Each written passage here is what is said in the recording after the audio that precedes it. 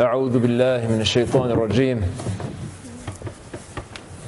بسم الله الرحمن الرحيم الحمد لله وحده والصلاة والسلام على من لا نبي بعده أما بعد.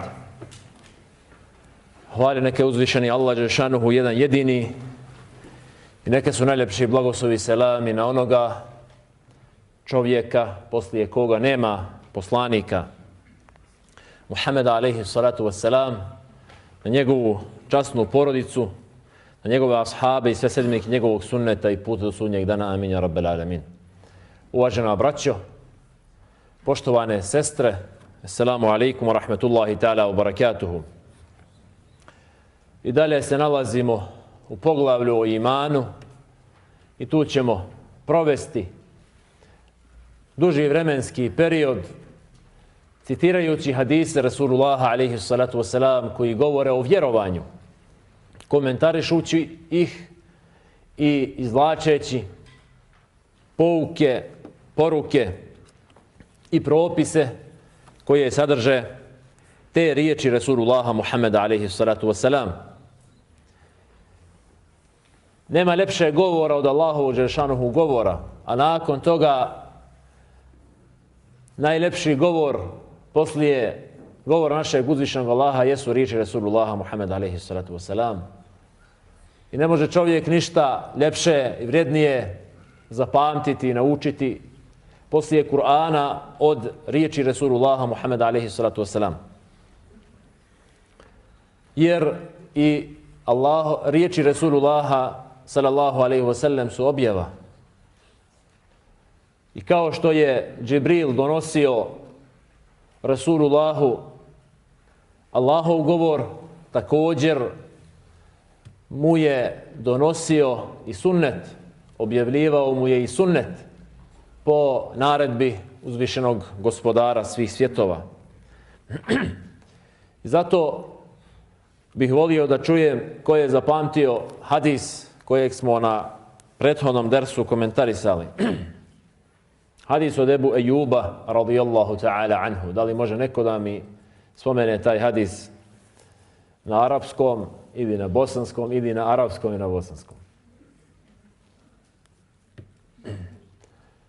Hadis od Ebu Ejuba koji glasi da je čovjek rekao Rasulullahu sallallahu alejhi wasallam: O Allahov poslaniče, obavijesti me o djelu koje će me uvesti u džennet.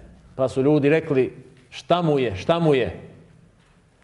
A onda je poslanik alejhi salatu wasalam rekao: arabun ma lehu, ovaj čovjek ima svoju potrebu. Pa mu je onda Rasulullah alejhi salatu wasalam rekao: ta'budu Allaha wa la tušriku bihi še'a. Put do dženeta je sljedeći: da obožavaš Allaha i da mu širk ne činiš. Wa tuqimu salate al-maktubate, i da obavljaš propisani namaz. Wa tu'ti az-zakate al-mafrudate, i da daješ propisani zekat. Wa tasilu rahim, i da održavaš rodbinske veze. A u drugoj verziji ovoga hadisa od Ebu Hurajre stoji: wa tasume Ramadan, i da postiš mjesec Ramazan. Pa mu je onda Rasulullah rekao verha, jer je on uhvatio Rasulullahovu jahalicu za povodac i pitao ga i zaustavio ga. Pa mu je poslanik rekao: pusti je sada. Dobio si odgovor i pusti mi devu. A onda je on otišao, nakon čega je Rasulullah rekao: ko želi i koga raduje da vidi čovjeka koji će biti stanovnik dženneta, neka gleda ovog insana koji nas je pitao i sa kim smo razgovarali. Nakon toga pod istim naslovom je pisac spomenuo hadis od Ubadeta ibn Samita radijallahu ta'ala anhu. Divan hadis kojeg nam prenosi Ubade ibn Samit al-Ansari, jedan od vrijednih ashaba Rasulullaha sallallahu alejhi ve sellem od Ensarija. Počastio ga je uzvišeni Allah dželešanuhu da je prisustvovao i prvoj i drugoj akabi, ili i prvoj i drugoj prisegi na akabi, kada su Medinelije, stanovnici Medine, došli u Mekku za vrijeme hadža i dali uzastopno 2 godine prisegu Resulullahu sallallahu alejhi ve sellem na pokornost i na vjernost i da će ga pomoći kada dođe u Medinu. To je jedno od najvažnijih dijela koje su ashabi učinili. Jer je ova prisega bila priprema u stvari za hidžu Resulullaha Muhammeda sallallahu alejhi ve sellem i da nije bilo ove prisege ne bi bilo ni hidže. Ubade ibn Samit radijallahu ta'ala anhu je jedan od ashaba koji je zapamtio Kur'an za vrijeme Resulullaha Muhammeda alejhi salatu wassalam. Za vrijeme njegovog života Ubade ibn Samit je zapamtio cijeli Kur'an na pamet i preslušao ga naravno pred Resulullahom Muhammedom alejhi salatu wassalam. Jer nisu svi ashabi znali Kur'an na pamet. Među njima su se također istakli određeni ljudi, kao što je Abdullah ibn Mas'ud, kao što je Ubej ibn Ka'b, kao što je Ebu Darda, kao što je Zaid ibn Thabit. To su bili najučeniji ljudi, Muad ibn Džebel također, najučeniji ljudi kada je u pitanju hifz Kur'ana. I zato im je poslanik alejhi salatu vesselam dao diplomu, o tome sam ja govorio vrlo često i govorim i studentima da je poslanik alejhi salatu vesselam dijelio i izdavao diplome, ali to je naravno bila usmena diploma kada je on rekao uzmite Kur'an od tih i od tih ashaba. To je bila dakle Resulullahova potvrda i Resulullahovo svjedočanstvo njima. Jer šta znači diploma? Diploma je u stvari svjedočanstvo i na arapskom se diploma kaže šehadet. Što znači svjedočanstvo i svjedočenje da ona osoba koja nosi tu diplomu ima određene informacije i zna određene stvari, određena polja. Ubade ibn Samit radijallahu ta'ala anhu je imao tu privilegiju i naravno nakon smrti Resulullaha sallallahu alejhi ve sellem Omer radijallahu ta'ala anhu ga je imenovao za namjesnika u Palestini. Imenovao ga je za namjesnika u Palestini. I to je prvi kadija u Palestini. Tu je i preselio radijallahu ta'ala anhu.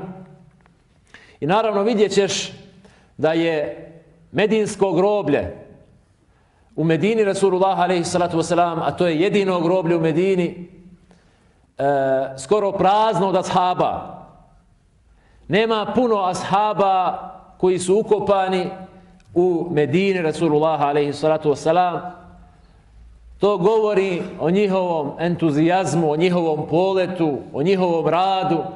Nisu sjedeli u palmovicima Medine, nisu rekli hvala Bogu što nas je Allah uputio, što smo se družili sa Rasulullahom, što smo nakupili znanja, nego su se raširili po svim krajevima zemaljske kugle i širili znanje. I Ubade ibn Samit je također, pored toga što je bio kadija i muftija, i bio muallim, muhafidh, podučavao je muslimane i ljude Kur'anu u svetoj zemlji Palestini, da je Allah džešanuhu oslobodi od okupatora i od njenih neprijatelja. Ubade ibn Samit radijallahu ta'ala anhu prenosi od poslanika Muhammeda sallallahu alejhi ve sellem da je on rekao sljedeće: Men šehide an la ilaha illa Allahu wahdahu la šarike la. Onaj ko posvjedoči da nema istinskog božanstva koje zaslužuje da se obožava osim uzvišenog Allaha, wa anna Muhammadan Rasulullah, i ko posvjedoči da je Muhammed Allahov rob i Allahov poslanik, wa anna Isa abdullahi wa rasuluhu wa kelimetuhu alqaha ila Marijema wa ruhum min, i ko posvjedoči da je Isa Allahov rob i Allahov poslanik i Allahova riječ koju je on poslao Marijemi i duša od njega, wal džennete haqqun wan nara haqqun, i ko posvjedoči da je džennet istina i da je džehennem istina, adkhalahu Allahu al-džennete ala ma kana alayhi min al-amal, uzvišeni Allah će ga uvesti u džennet sa onim djelima koje on bude imao sa sobom. A u drugoj verziji hadisa stoji: min ebwabil dženneti ethamanijeti ejiha ša. Uvešće ga uzvišeni Allah dželešanuhu na koja on bude želio džennetska vrata. Ovaj nam hadis bileže Buharija i Muslim. I jedan i drugi, dakle, sakupljač najvjerodostojnijih hadisa Rasulullaha Muhammeda sallallahu alaihi sallam. Vidite, braćo moja draga i cijenjene sestre, ovo je govor Rasulullaha sallallahu alaihi sallam. Sažet i jezgrovit govor. U ovom govoru je Rasulullah alaihi salatu wassalam pojasnio mnoge stvari. Pojasnio je ispravno vjerovanje na kojem treba da bude svaki čovjek, svaki musliman. Ili ispravno vjerovanje u koje treba da ima svaki čovjek. Jer je ispravno vjerovanje obaveza svakom čovjeku. Zatim, Rasulullah alaihi salatu wasalam nam je pojasnio također koja su to glavna pitanja gdje su zalutali prijašnji narodi. Gdje su zalutali prijašnji narodi. A jedno od najvažnijih tih pitanja jeste vjerovanje u Allahove poslanike ili preciznije vjerovanje u Allahovog poslanika Isa alaihi salatu wasalam. Jer su nastale dvije velike frakcije i dvije velike skupine, ekstremističke skupine koje su otišle u krajnost, u dvije krajnosti kada je u pitanju vjerovanje u Allahovog poslanika Isa alaihi salatu wasalam. Jedni su otišli skroz desno, a jedni su otišli skroz lijevo. Pa nam je Rasulullah alaihi salatu wasalam pojasnio da je ovaj umet Muhammeda alaihi salatu wasalam sredina između ta dva ekstremna i zabludjela pravca. Također nam je ovim hadisom Rasulullah alaihi salatu wasalam pojasnio i odgovorio zabludjelim pravcima ili frakcijama ili sektama koje su nastale u islamu. I također, kao što je umet Muhammed alaihi salatu wasalam sredina između prijašnjih ummeta, također je ahlu sunna wal džema'a, sedbenici sunneta Rasulullah alaihi salatu wasalam sredina, ili oni su sredina i imaju središnji ispravan stav između svih zabludjelih sekti, odnosno pravaca. I također ovdje u ovom hadisu vidimo koliko je važno vjerovanje, koliko je važan tauhid, vjerovanje u Allaha dželle šanuhu, i da je ispravan tauhid, ispravno izražavanje jednoće uzvišenom Allahu, glavni put, odnosno jedini put, drugim riječima, do dženneta. I onaj ko ima ispravno vjerovanje ući će u džennet, pa makar kod sebe imao i velikih grijeha. Zato ćemo krenuti redom da komentarišemo ovaj hadis Rasulullaha sallallahu alaihi wa sallam. Na samom početku nam je poslanik alaihi salatu wa salam spomenuo da onaj ko posvjedoči la ilaha illa Allah Muhammedur Rasulullah. Šta znači svjedočenje la ilaha illa Allah Muhammedur Rasulullah? Sama riječ šahadat ili svjedočenje, od te riječi je i šahid, odnosno svjedok. Oni koji se bave islamskom literaturom i šarijetskom naukom znaju da se svjedok na arapskom jeziku kaže šahid, svjedok. U arapskom jeziku se šahid ili svjedokom zove onaj ko je nešto vidio, pa se je uvjerio u istinitost toga što je vidio. Kao što smo mi, primjer radi sada, svjedoci ovoga skupa. Mi smo svjedoci ovoga skupa i mi tačno vidimo šta se događa na njemu. Znamo šta je istina na ovom skupu. Znamo ko su ljudi koji su prisutni. Znamo šta se priča i tako dalje. Tako isto muslimani svjedoče, oni su svjedoci istinitosti šahadeta, istinitosti ovih riječi la ilaha illa Allah Muhammedur Rasulullah. Svjedoci su najveće istine. I nema veće istine od ove. La ilaha illallah Muhammedur Rasulullah. To je istina, braćo i sestre, obratite pažnju. To je istina koja ima najbolje svjedoke. Ko su svjedoci ove istine? Ove istine su svjedoci prije svega uzvišeni Allah dželešanuhu. Zatim meleki i učeni ljudi. Zamisli koliko je ova istina vrijedna kada je Allah dželešanuhu svjedoči. Pa kaže u suri Ali Imran: Šehid Allahu annahu la ilaha illa huwa wal malaikatu wa ulul ilmi qa'iman bil qist. Kaže Allah dželešanuhu svjedoči la ilaha illa Allah. Svjedoči da nema istinskog božanstva osim Allaha, osim njega. Wal malaikatu i meleki, stanovnici nebesa, bezgriješna stvorenja, čiji broj samo zna uzvišeni Allah dželešanuhu, a oni svjedoče samo ono što je istina. Wa ulul ilmi qa'iman bil qist, i oni koji imaju znanje, koji uspostavljaju pravdu na zemlji. Što znači da samo oni koji imaju ispravno znanje svjedoče ovu istinu i ispravnost ovih riječi. Dakle, mi svjedočimo i vjerujemo i znamo i ubijeđene smo da nema istinskog božanstva koje zaslužuje da se obožava osim Allaha subhanahu wa ta'ala. Kao što smo rekli, ova istina sadrži u sebi negaciju i potvrdu. Prije svega se negiraju sva lažna božanstva koja se obožavaju mimo Allaha subhanahu wa ta'ala. Da li ima lažnih božanstava koja se obožavaju na zemlji? Pored Allaha ima ih puno. Ljudi obožavaju. Nema ni jednog čovjeka na zemaljskoj kugli da nešto ne obožava. A sva božanstva se dijele u dvije kategorije. U jednoj kategoriji spada istinsko božanstvo koje zaslužuje sobo, to je Allah dželešanu, a u drugu kategoriju spadaju sva lažna božanstva koja se obožavaju mimo Allaha subhanahu wa ta'ala. I ljudi se dijele također u dvije kategorije. Oni koji imaju ispravan stav, koji obožavaju Allaha dželešanuhu, istinsko božanstvo, a oni koji ne obožavaju Allaha, oni moraju da obožavaju nešto drugo mimo njega. I zbog toga, dakle, nema onih koji nisu nečiji robovi. Da bi, naravno, la ilaha illallah bilo ispravno, postoje određeni uvjeti koje su islamski učenjaci izvukli iz citata iz Kur'ana i sunneta Rasulullaha sallallahu alejhi ve sellem. Nije to samo da čovjek kaže la ilaha illallah i ništa, da se ne dogodi nakon toga. Nego la ilaha illallah ima svoje uvjete i značenja.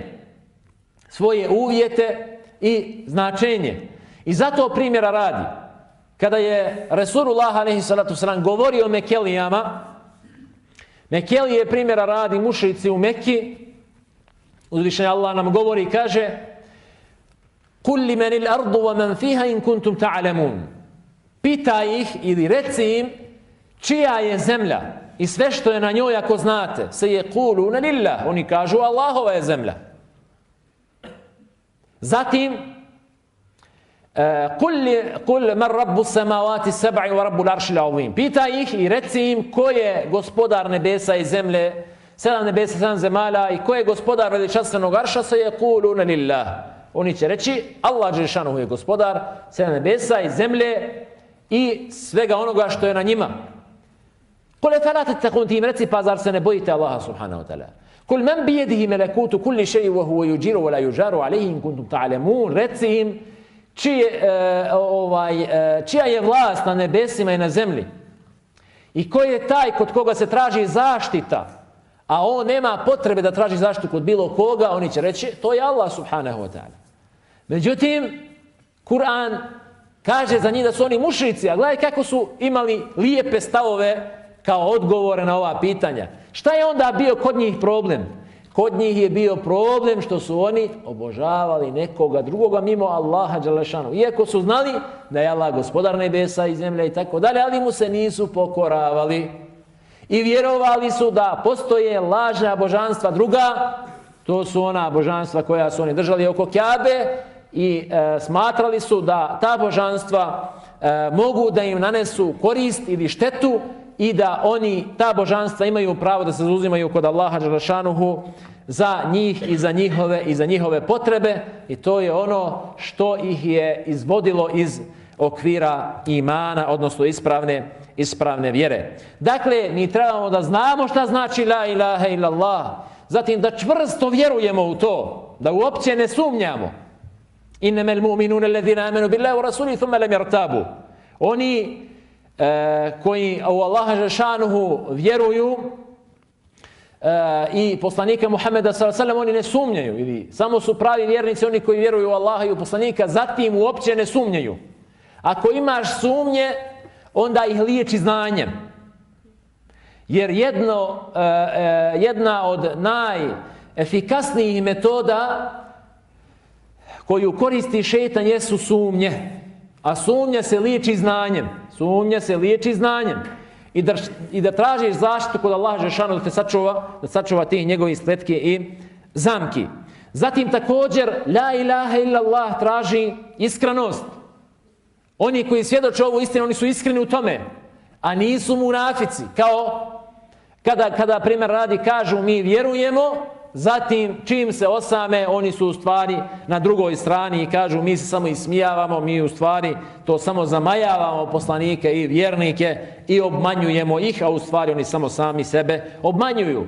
Zatim, la ilaha illallah, kada kažeš, treba da se pokoriš onome što traži la ilaha illallah. A to znači da se pokoriš svim Allahovim naredbama i također da poštuješ sve njegove zabrane. Također la ilaha illallah podrazumijevaju da voliš u ime Allaha subhanahu wa ta'ala i da prezireš ono što je prezreo uzvišeni Allah i poslanik Muhammed sallallahu alaihi wa sallam. To je ukratko značenje la ilaha illallah. A nemoguće je da čovjek izgovara la ilaha illallah, da ništa ne prakticira od islama. To je nemoguće. To nije ispravno shvatanje šehadeta. To nije ispravno shvatanje šehadeta. Nemoguće je da čovjek ima ispravno i čvrsto vjerovanje u sebi, a da ga to vjerovanje ne natjera da nešto ne uradi od dijela. A posebno namaz. A posebno namaz, jer je to najbolja demonstracija ispravnosti imana i suprotno. Zatim, ko bude svjedočio da je Muhammed Allahov rob i Allahov poslanik? Šta znači svjedočenje da je Muhammed Allahov rob i Allahov poslanik? To jeste tasdiquhu fima akhbar, da vjeruješ u sve ono što je o čemu je obavijestio poslanik Muhammed sallallahu alejhi ve sellem. Poslanik je govorio o raznim stvarima. Poslanik je govorio o prošlosti. Vjerujemo mu sve ono što je rekao da se dogodilo u prošlosti. Poslanik je govorio o budućnosti, o mnogim stvarima koje će se dogoditi u budućnosti, o predznacima sudnjega dana. I naravno, muslimani su mu vjerovali i sve ono što je rekao Resulullah sallallahu alejhi ve sellem da će se dogoditi, to mnogo od toga se je dogodilo, ono što se nije dogodilo, dogodit će se. Jer poslanik alejhi salatu vesselam je govorio po Allahovoj objavi. Zatim također poslanik je govorio o svijetovima koji su za nas nedokučivi, o gajb svijetu, o zagrobnom životu, da se u zagrobnom životu događaju kazne i nagrade, iskušenja i tako dalje, da duše žive nakon smrti i da se dijele u dvije kategorije, one koje uživaju u dženeckim ljepotama i bašćama, a također one koje se kažnjavaju. Sve je to istina. Sve je to istina. Također, puno je toga govorio o sudnjem danu, o džennetu, o džehennemu. Mi o ovim stvarima ne možemo da znamo osim preko poslanika Muhammeda sallallahu alejhi ve sellem. Ono što nas je obavijestio poslanik, to mi znamo. Ono o čemu nas nije on obavijestio, mi ne možemo ništa da znamo na tu temu. Jer to je nešto što je za nas nedokučivo. Nešto što je za nas nedokučivo. Mi vjerujemo Resulullahu sallallahu alejhi ve sellem u sve ono o čemu nam je on pričao. I zaista kada vidite, primjera radi, neke hadise Resulullaha sallallahu alejhi ve sellem u kojima on govori šta će se sve događati prije sudnjega dana, a puno toga smo mi doživjeli. I ono vrijeme u kojem mi živimo, Resulullah alejhi salatu vesselam opisuje ljude u njemu kao da je Resulullah alejhi salatu vesselam gledao u ovaj vakat i u ovaj zaman i onda govorio kako će se ljudi ponašati i šta će sve raditi. Oma yantiqu anil hawa. On ne govori po svojoj strasti i po svome čeifu i po svome meraku, nego je to objava koju mu je uzvišeni Allah dželešanuhu objavljivao. Zatim također, mi imamo primjer radi hadis, ja ga vrlo često kada govorim na ovu temu i komentarišem značenje šehadeta Muhammedur Rasulullah, hadis kod Buhari i Muslima, on će nam doći inša Allahu ta'ala, ali malo kasnije, gdje poslanik kaže la taqumu sa'atu hatta takhruja naru min ardi al-Hijaz tudi'u a'naqa al-ibli bi Busra. Kaže, neće nastupiti sudnji dan sve dok ne izađe velika vatra iz Hidžaza. Hidžaz je oblast Mekke i Medine, kaže, koja će obasjati i osvijetliti deve ili vratove deva i kamila u gradu Busra. To je mjesto u Šamu. Zamislite, to je nekoliko, dakle, 1000 i više kilometara će ta vatra obasjavati prostor. I naravno, u 5. ili 6. vijeku po hidži dogodila se ta vatra. Ta se je vatra pojavila u neposrednoj blizini Medine. Imam Kurtubi opisuje tu vatru. Imam Nevevi rahimahullahu ta'ala tu vatru opisuje također.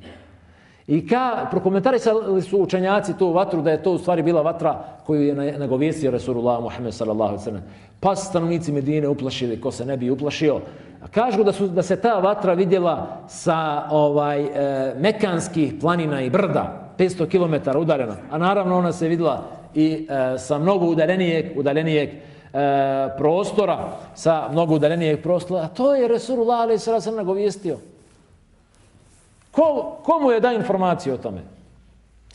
Ako ne uzvišeni Allah dželle šanuhu koji sve zna i koji je o svemu obaviješten. Zatim također ko kaže Muhammedur Rasulullah mora da mu se pokorava onome što naredi Rasulullah alejhi salatu vesselam. Onaj ko kaže Muhammedur Rasulullah, zatim naiđe na neki sunnet, na neku naredbu od Rasulullaha, pa se ne pokori, onda on skrnavi taj šehadet. Zato čim vidiš da je Rasulullah nešto naredio, kada shvatiš taj propis na ispravan način, ako ga shvatiš na prvi pogled, ok. Ako ti treba tumačenje, traži tumačenje ili u knjizi ili od nekog ko zna, onda nakon toga tebi ništa drugo ne preostaje kao muslimanu, osim da se pokoriš Rasulullahu Muhammedu sallallahu alejhi ve sellem. A ashabi su najbolji primjer u tome. U namazu su bili u Kubau, u Mesdžidul Kuba, naravno okrenuti prema Bejtul Maqdisu. A Bejtul Maqdis i Kaaba u Medini su skroz na dva suprotna pravca. I ashabi su bili okrenuti, primjera radi, kao da sad su okrenuti u ovom pravcu, klanjaju sabah namaz, a Rasulullahu dolazi objava u kojoj mu on uzvišeni naređuje da se okrene prema Kaabi. Fawalli wajhaka šatra al-Masjid al-Haram. I onda naravno on se već okrenuo dan prije i klanjao nekoliko namaza prema Kaabi. Ovi u Kubau nisu znali, jer je Kuba bilo na sere tada koje je udaljeno od Medine. Sada je to spojeno, to je sve sad Medina. Ali tada je bilo to udaljeno nekoliko kilometara od Medine. I onda je došao ashab Rasulullaha sallallahu alejhi ve sellem i zatekao stanovnike Kuba kako klanjaju prema Bejtul Maqdisu i on kaže im u toku namaza, kaže ja sam klanjao za Rasulullahom sallallahu alejhi ve sellem namaz okrenut prema Kaabi. Oni se odmah okrenu, imam se okrene i cijeli džemat za njim. Tako su oni pokoravali Rasulullahu Muhammedu alejhi salatu vesselam. Zatim ijtinabu amma neha anhu wa zajar, da izbjegavamo sve ono što je on sallallahu alejhi ve sellem zabranio. Dakle da mu se pokoravamo naredbama i da izbjegavamo njegove zabrane. Znate primjer onog ashaba koji je nosio zlatni prsten, pa mu je poslanik alejhi salatu vesselam to vidio i trgnuo mu je prsten sa prsta i bacio ga je i rekao neki među vama ciljano stavljaju žeravicu, džehennemsku žeravicu na svoj dlan, aludirajući na to da muškarci koji nose zlato čine haram za koji slijedi kazna. A onda su ashabi došli ovom ashabu i rekli mu uzmi taj prsten, možda ga prodaš, možda ga daješ svojoj hanovi, svojoj sestri, majki i tako dalje. Okoristi se od toga jer nije ti zabranjeno da se okoristiš od zlata. Muškarac da prodaje zlato, da trguje zlato, nije problem. Ali je zabranjeno šta? Da nosi zlato. Onda je ovaj ashab rekao, ne, tako mi Allaha neću uzeti prsten koji je bacio Rasulullah Muhammed sallallahu alejhi ve sellem sa moje ruke. I zadnja obaveza, a svaka od ovih obaveza ili tačaka je jako široko polje, o tome smo mogli puno da govorimo, jeste da obožavaš Allaha dželešanohu onako kao što ga je obožavao poslanik Muhammed sallallahu alejhi ve sellem. Ovo je jako bitno polje, braćo i sestre. Dakle, zašto je uzvišeni Allah slao poslanik? Pa da nam objasne kako da se pokoravamo Allahu subhanahu wa ta'ala.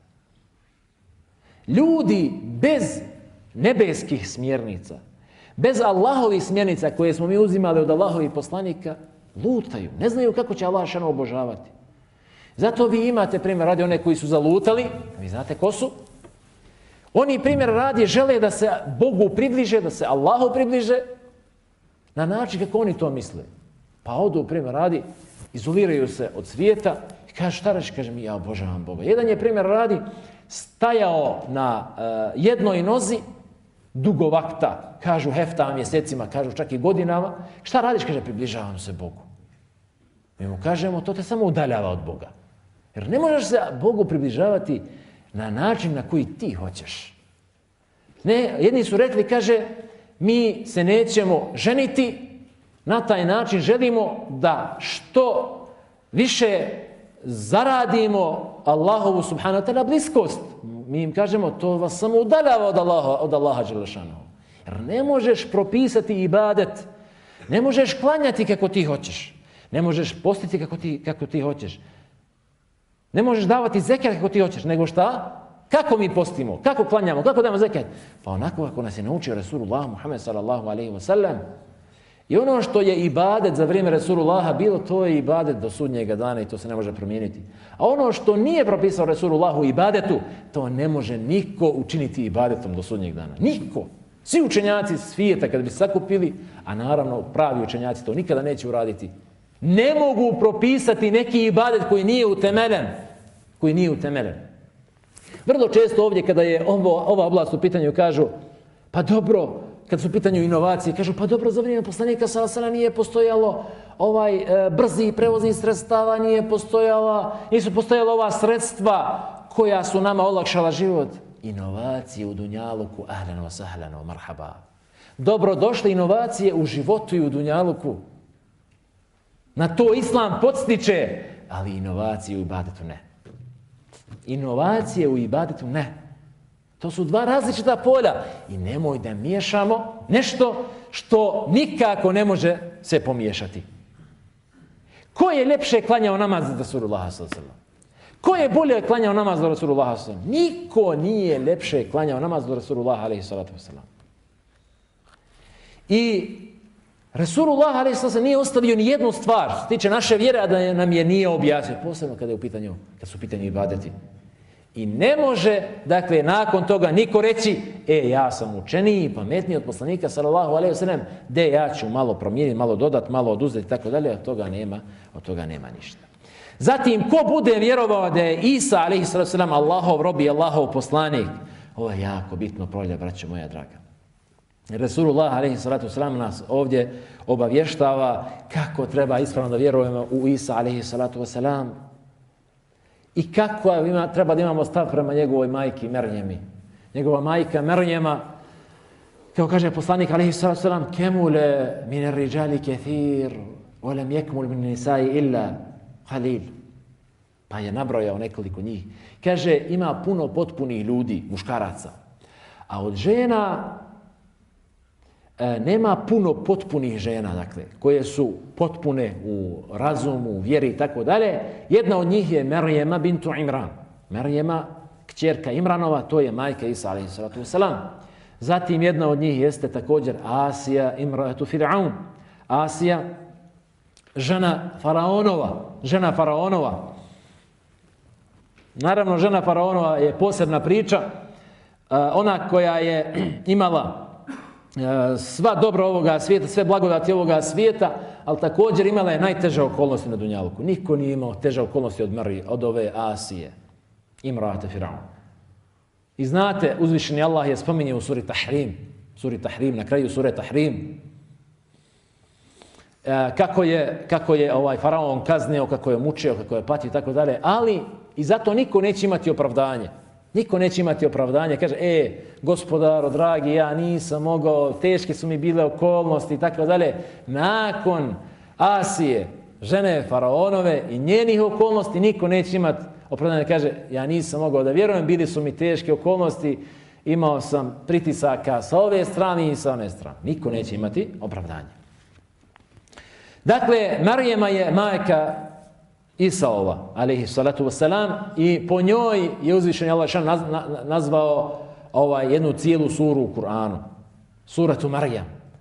I to je jedino žensko ime koje je spomenuto u Kur'anu. Muških imena ima puno, ali kada je u pitanju žensko ime, to je jedino žensko ime koje je spomenuto u Kur'anu. Jedina žena koja je po imenici spomenuta u Kur'anu.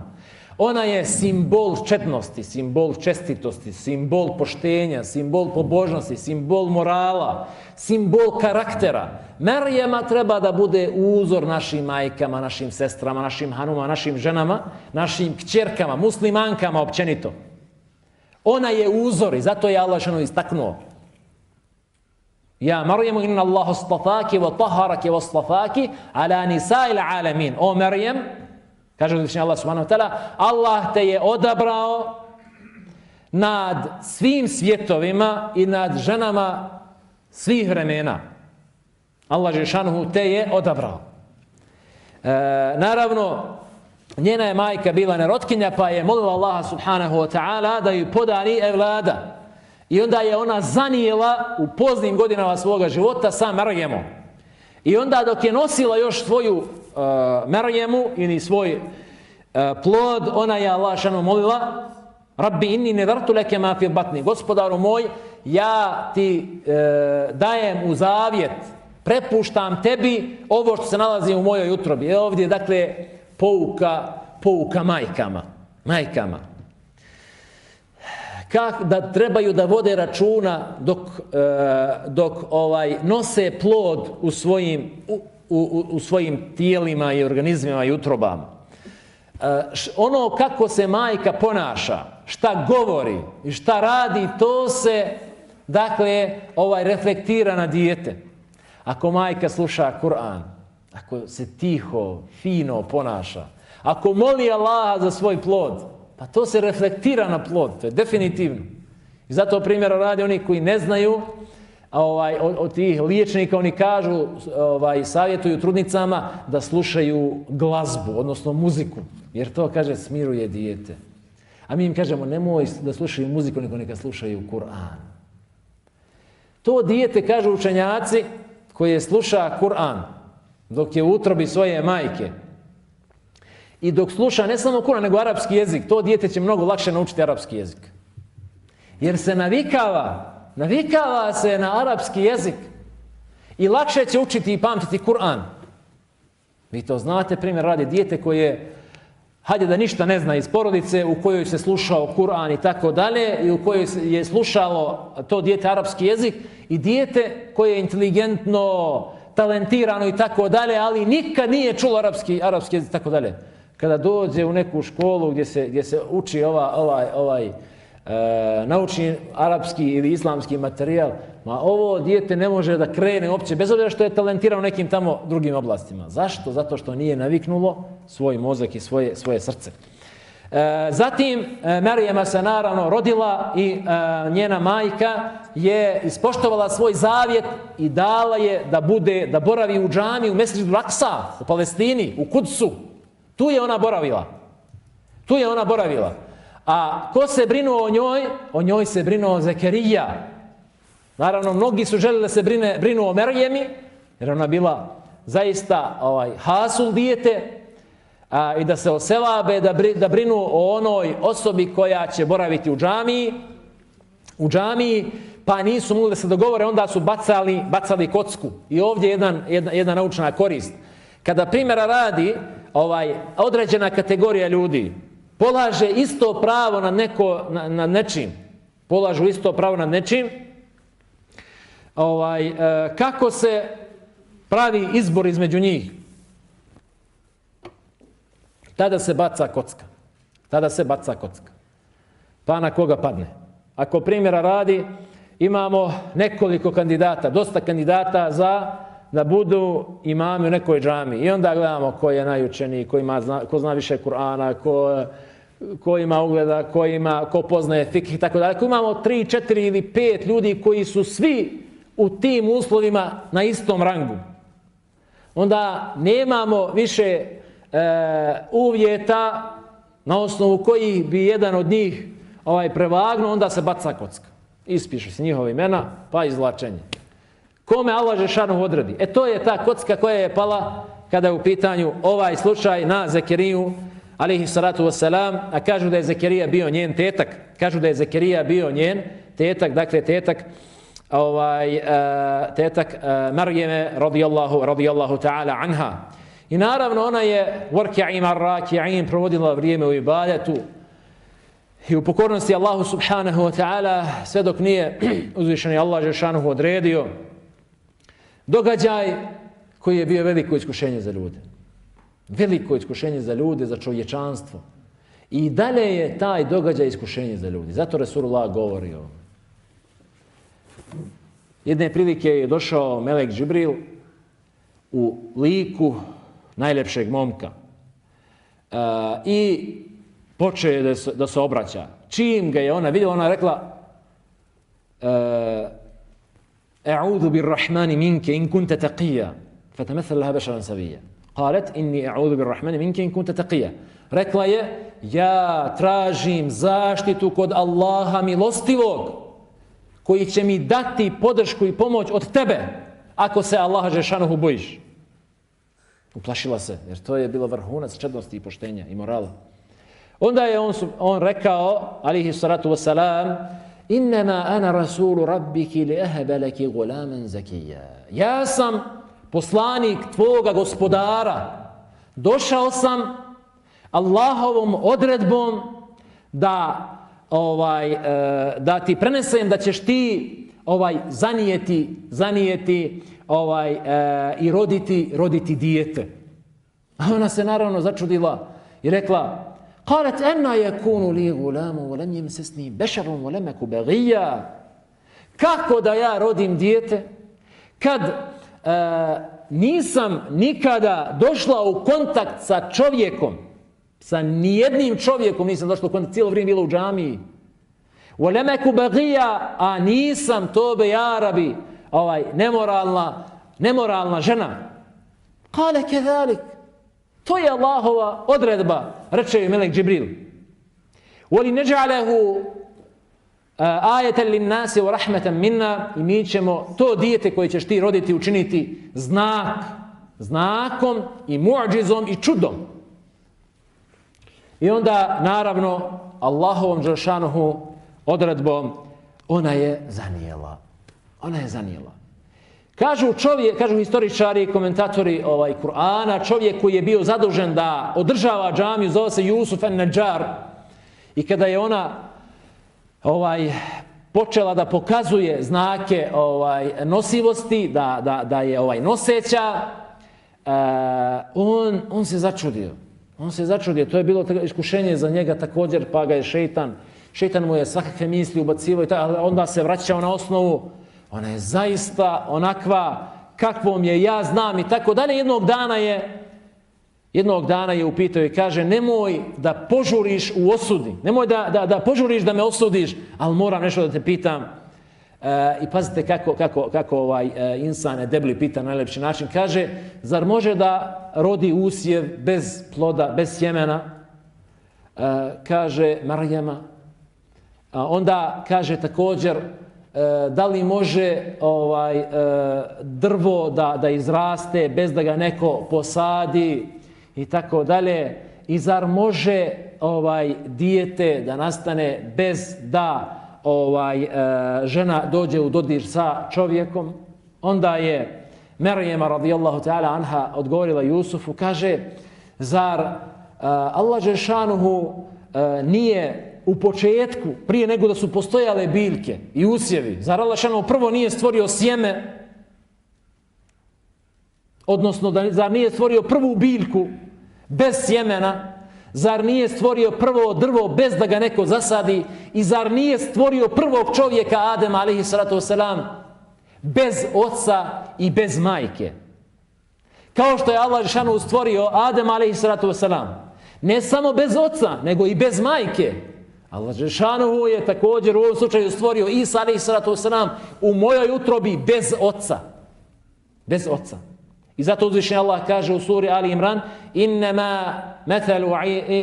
methala Isa inda Allahi ke methali Adem. Primjer Isa alejhi salatu vesselam kod Allaha je kao primjer Adem alejhi salatu vesselam. Khalaqahu min turab, stvorio ga je od zemlje, thumma qala lahu kun fayakun, zatim mu je rekao budi, on je bio. Kao što je Adem alejhi salatu vesselam stvorio bez oca i bez majke, također je Isa alejhi salatu vesselam stvorio bez oca, a od majke i utrobi njegove majke. Zatim ovaj događaj je veliko iskušenje bilo za ljude.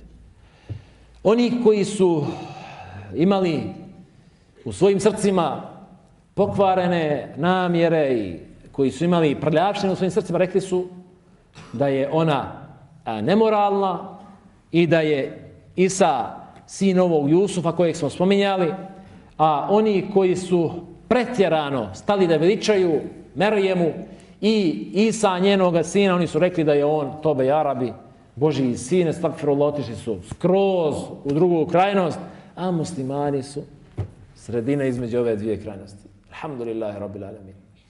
I zamisli ti primjer radi, pomisli, vidi, pitaj svoje srce. Pitaj svoje srce o ovom stavu onih koji su rekli da je on sin iz preljube. To je mišljenje i stav koji ne može da prihvati zdrav razum kada zna kakva je bila Merjem.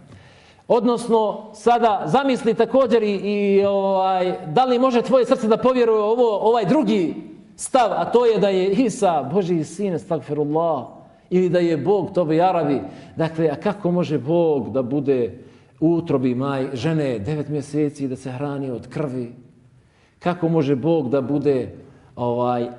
bude ukopan, da bude ubijen? Kao što, znači, to je najbolje pojasnio imam Ibn Qayyim rahimahullahu ta'ala u svojoj Nuniji, gdje on spominje dokaze, razumske dokaze da je nemoguće da je Isa alejhi salatu Božji sina. Naravno, to je nama sve jasno.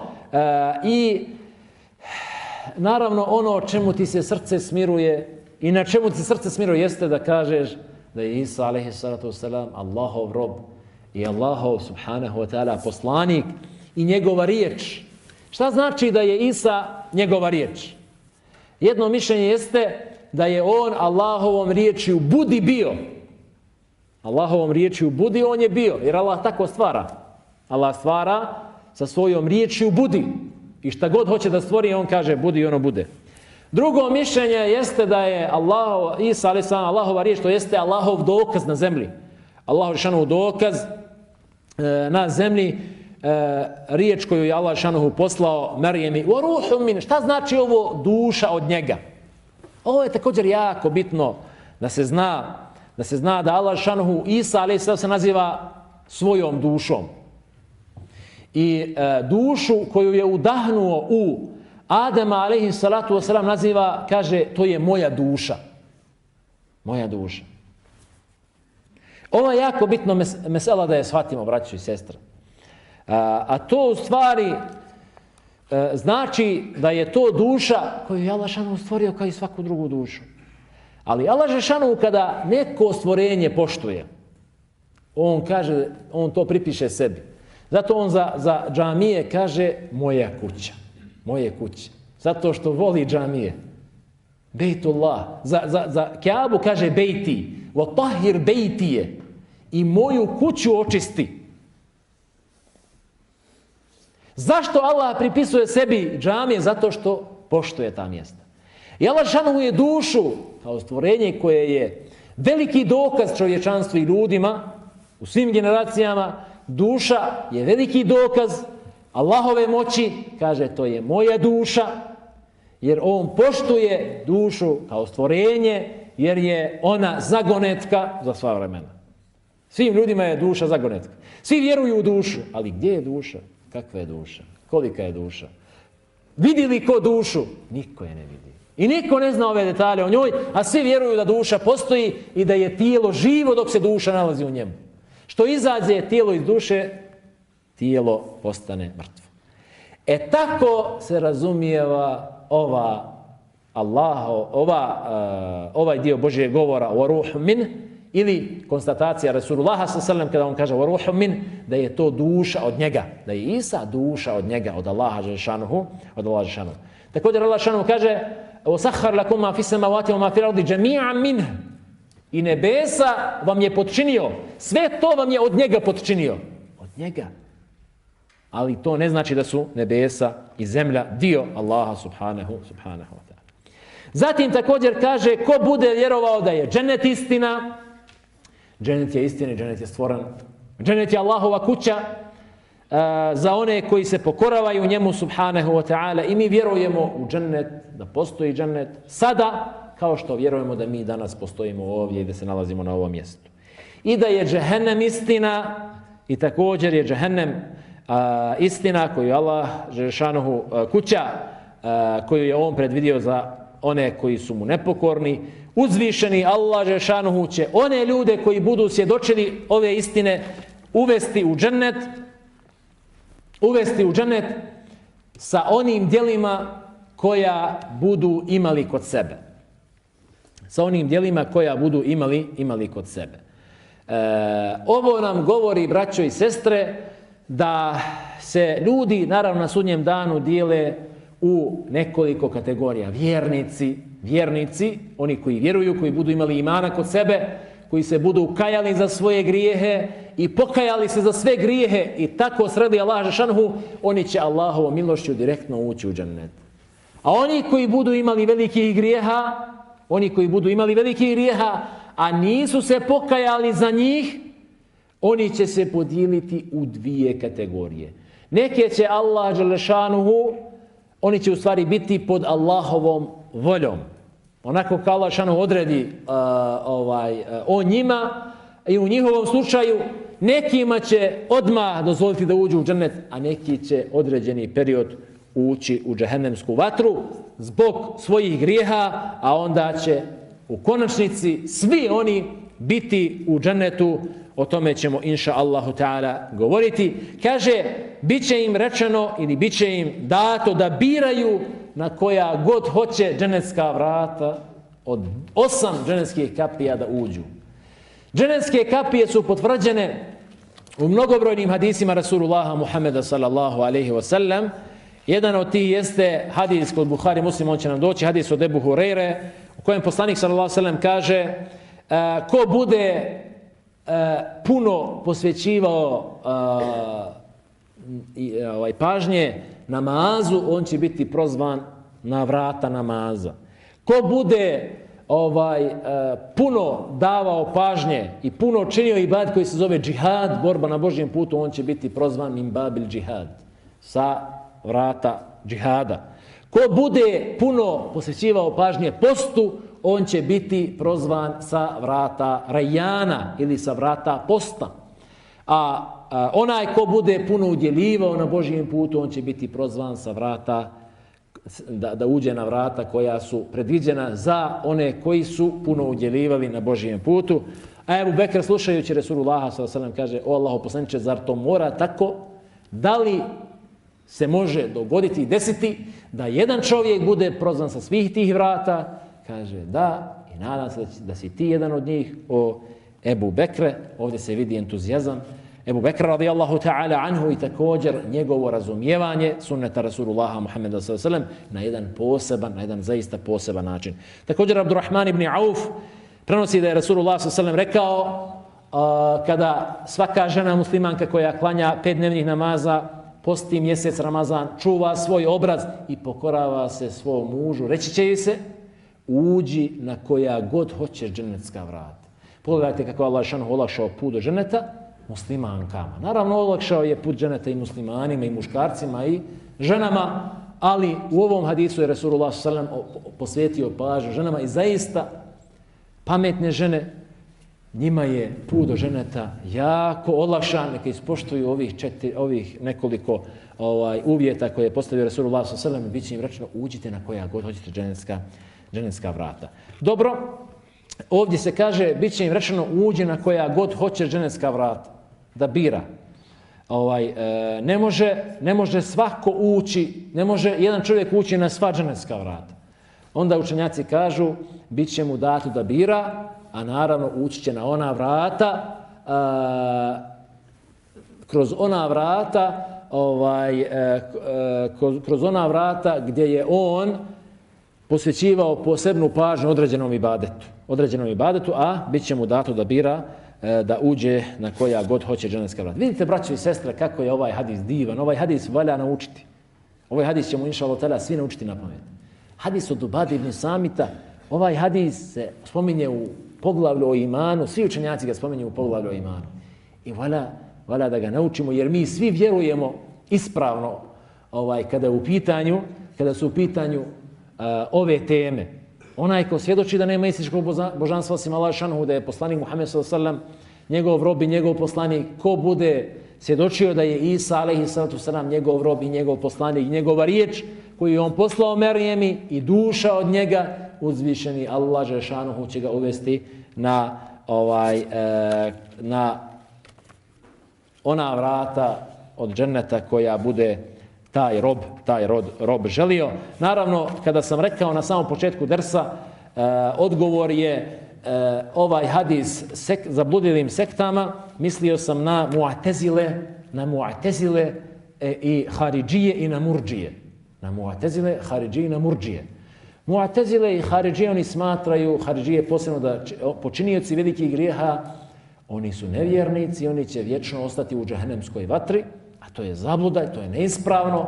A Mu'tezile kažu na ahiretu će počinioci velikih grijeha sigurno biti u džehennemu, a na dunjaluku su u međuzoni. Menzile bejne menziletejni. Dakle, niti su vjernici, niti su nevjernici, nego između nešto, a to ne može između. A također ovaj hadis je dokaz za Murdžije, koji su rekli da šta god da radiš od grijeha, bez obzira kakvi grijesi, da su to ne škodi imanu.